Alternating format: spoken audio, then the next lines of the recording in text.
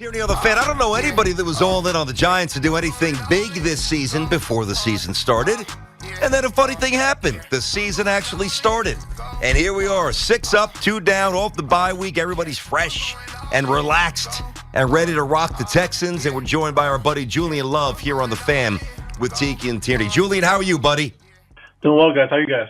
Awesome. Fantastic. How was the vacation, the getaway? We talked to you last week. You were sitting by the pool having some Mai Tais, but now it's back to business.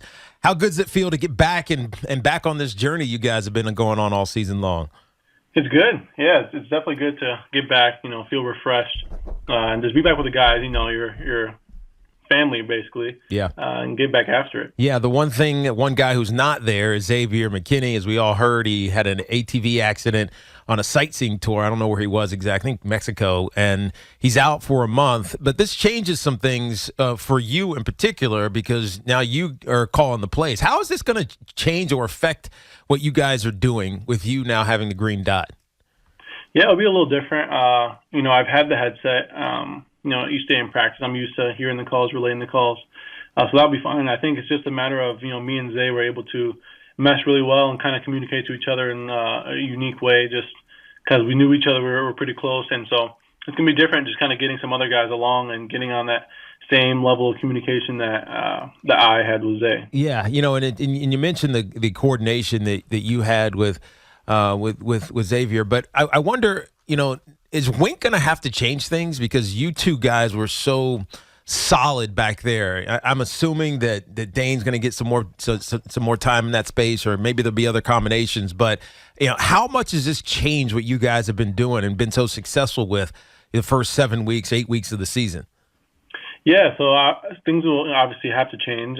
Things have to be adjusted, but I have solace in knowing that Wink is used to playing guys all over the place and kind of catering to guys' strengths. And so it's kind of just that. And he's done a great job of we have a good plan in order going forward for this week.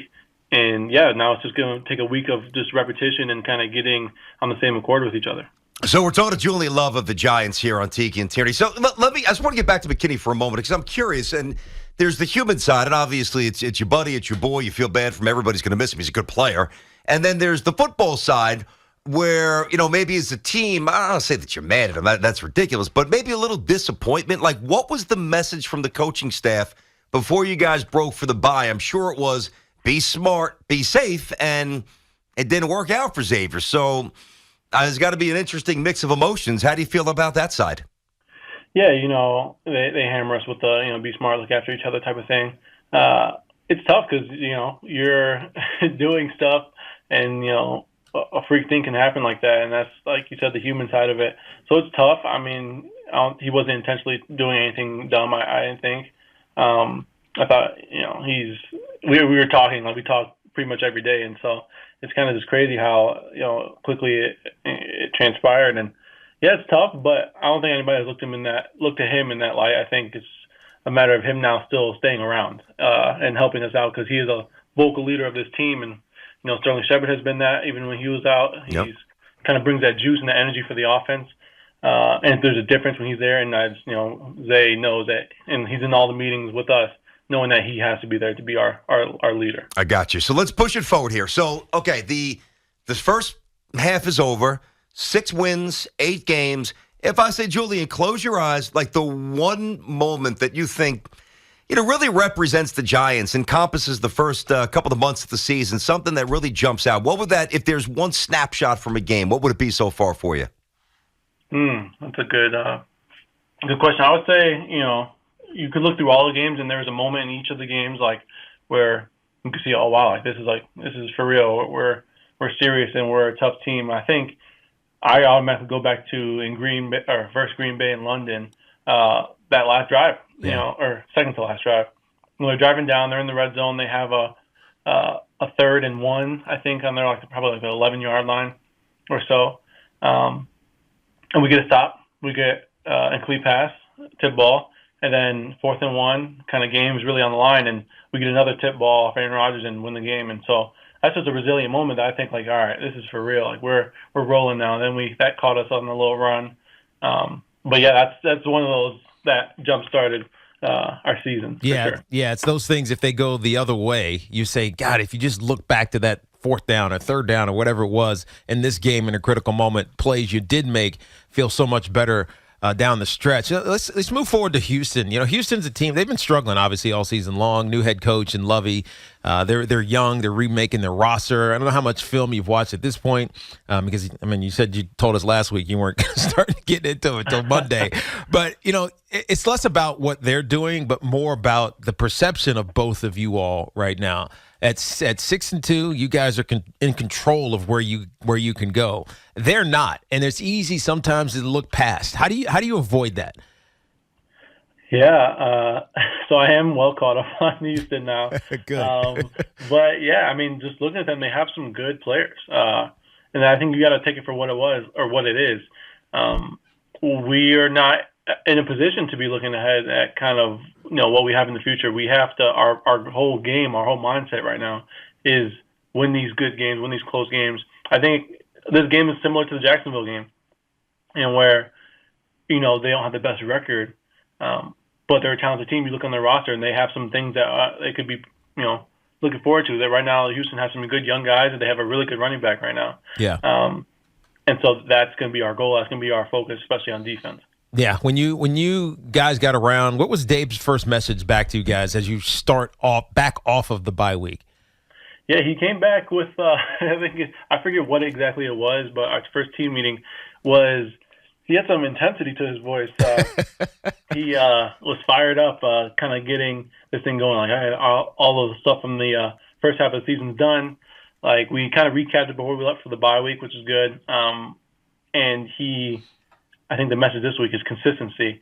That's kind of what we have to show week in and week out, and it starts with this week. But yeah, he has some intensity about him, so we're not slacking off for sure, and he knows how important this is. I love it. We're talking to Julian Love every week here on the show, Tiki and Tierney on the Fan. So, has a coach or anybody else of prominence that has stood in front of you guys as a team uttered the word playoffs at all yet?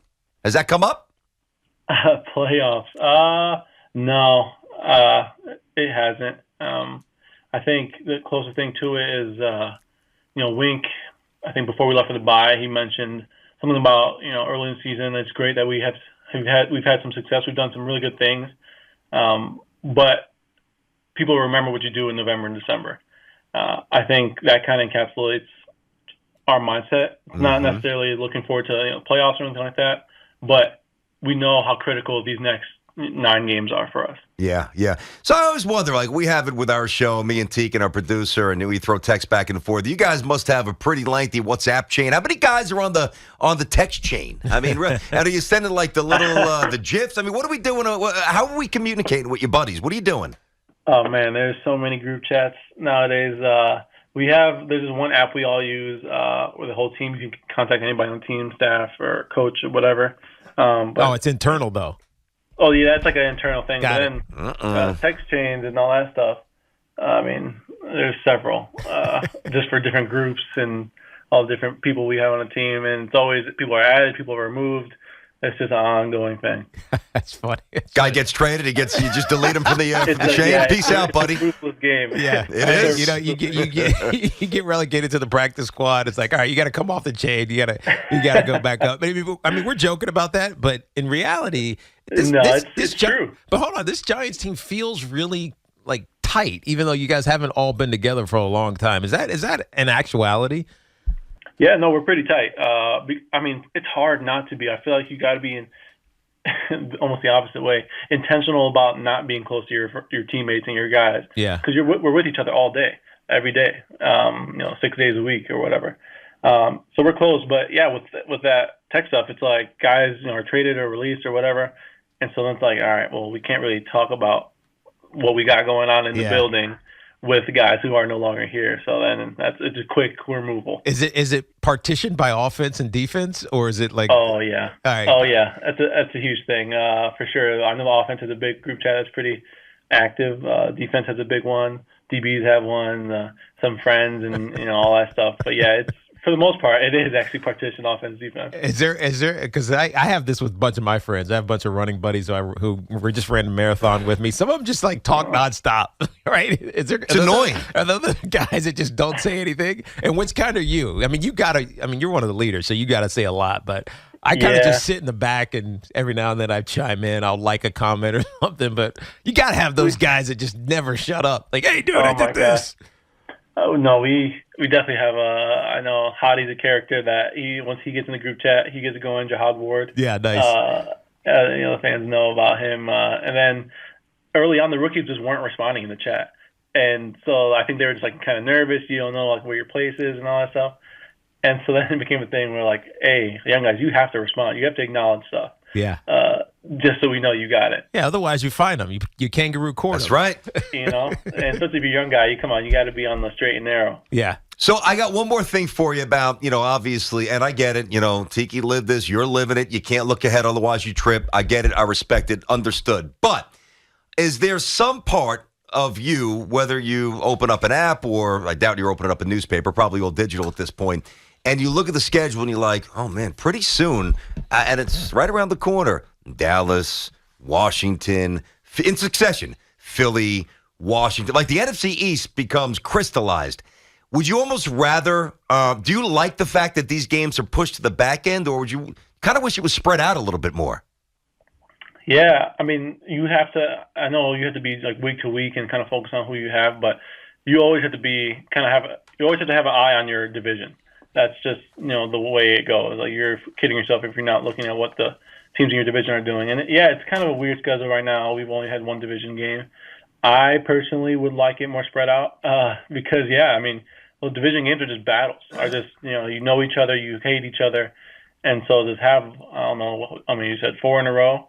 Yeah. Like that's going to be a great grind for us. And we got to figure out ways to keep our bodies refreshed and rested between those games. All right, man. Well, listen, good to have you back off the bye. You guys certainly earned it. 6 wins already. For us, maybe you guys feel differently. For us, it seems like an incredible overachievement, but I know there's different conviction in the building. And at this point, you guys are real, and the city's loving it. And keep it going, man. Hey, thank you. Yeah, going to keep it rolling. Good luck, Julian. All right.